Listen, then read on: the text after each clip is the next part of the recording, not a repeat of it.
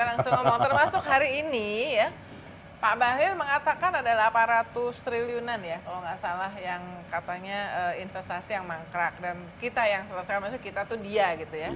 Kemudian hanya beberapa jam yang lalu hari ini, mungkin saya cuma nanya yang satu aja. Pak Luhut sampai khusus membuat video. Pak Luhut ini kan belum lama sakit ya, tapi sekarang sudah aktif. Membuat video, misalnya salah satunya mengatakan apa itu Tom itu? Jangan ngasih advice yang bohong. Terus kemudian menyangkut soal OSS ya. OSS ya? OSS. OSS itu kepanjangannya? Online Single Submission. Nah, itu nggak beres itu. Kita yang beresin. Nah, gimana tuh tanggapannya? Isu terkini. Saya sangat empati ya kepada mereka semua. Ya, karena kayaknya kesalahan besar kemarin di debat Cawapres mengerahkan strategi untuk Mas Gibran mengangkat nama saya berkali-kali. Minimal 3 kali yang aku ingat. Makanya kan trending topiknya nomor 1 yang debat siapa, yang trending topik di X kok Tom Lembong. Betul. Jadi itu backfire secara spektakuler, ya kan? Itu asli senjata makan tuan, ya kan? Jadi mereka kirim rudal, ya kan? Tapi yang kebakaran malah sebelah sana, ya. Dan kelihatannya kebakarannya besar, ya, karena sampai mengerahkan dari mulai Pak Bahlil sampai Pak Budiman Sujatmiko sampai Pak Habibur Rahman sampai sekelasnya Pak Luhut itu harus ikut ya? Saya istilahkan itu semuanya lagi memadam kebakaran, ya. Jadi pasukan pemadam kebakaran tuh sampai segitunya ya. Berarti ini benar-benar kebakaran yang dahsyat, ya. Jadi saya bisa sangat mengerti, ya. Saya juga pernah memberikan masukan yang gagal, ya, dan kena semprot, ya. Jadi saya membayangkan mungkin tim debat kemarin kena semprot, ya, keras oleh mungkin Mas Gibran dan mungkin juga Pak Prabowo, Pak Jokowi, saya nggak tahu, ya. Dan saya heran Mbak Uni, sampai ini udah 3 hari setelah debat ya, nama saya masih trending. Masih 60.000, 70.000 tweet, ya kan? Ya memang saya ikut merespon gitu kan, ikutan, tapi saya pikir ya palingan sehari udah pudar, ya kan, udah lewat gitu. Ini udah 3 hari nggak lewat-lewat, ya kan, dan masih meningkat terus, jumlah follower saya masih meningkat terus, fan art, fan video makin menjamur, ya. Dan itu mungkin bagian mana kira-kira dari itu? Apakah ketika Mas Gibran ngomongin soal lithium ferrofosfat kepada Caimin, yang Caimin kemudian memilih untuk tidak mau terjebak dengan istilah-istilah teknis karena bukan levelnya pimpinan negara. Apakah menurut Pak Tom itu yang paling membuat kebakaran?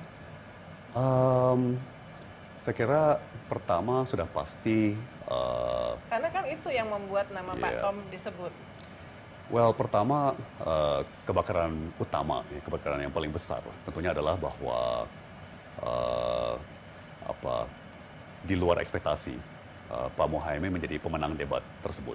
Ya, jadi Pak Muhaimin lah yang trending, yang mendominasi medsos, mendominasi WA groups. Katanya karena nggak mau diculik ke Rengas Dengklok dan supaya dapat Videotron. Betul. Ya itu motivasi, bercandaan, motivasi yang seru. Jadi memang kan sudah banyak komentator yang mengatakan bergeser dari debat ketiga ke debat keempat. Sekarang bebannya di Mas Gibran.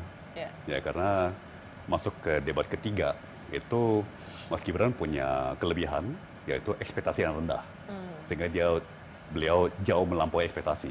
Ya, tapi dengan beliau tanda kutip menang debat yang kedua, ya debat Cawapres. Ya.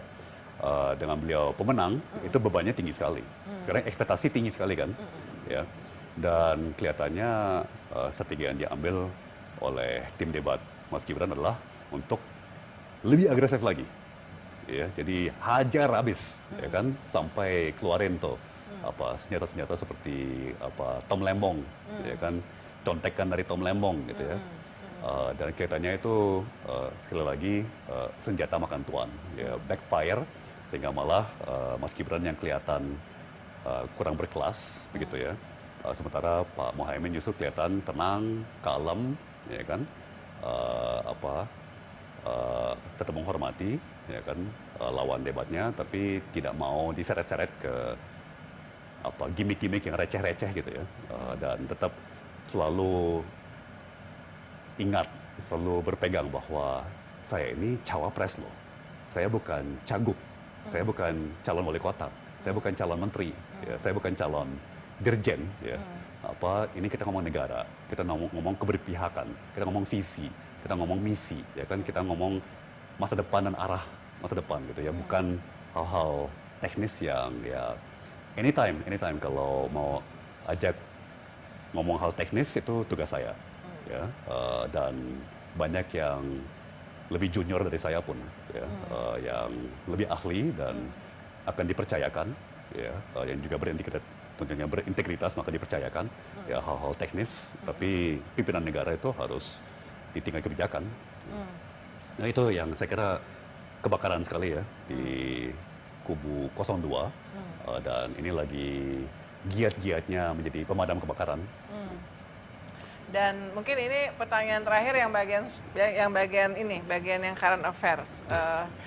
Karena kemudian hari ini juga rame, Presiden Jokowi sudah secara eksplisit mengatakan bahwa kita tahu Presiden Jokowi itu udah pro 02, tapi nggak pernah bilang bahwa saya ke 02, tapi of course, obviously karena anaknya ada di situ.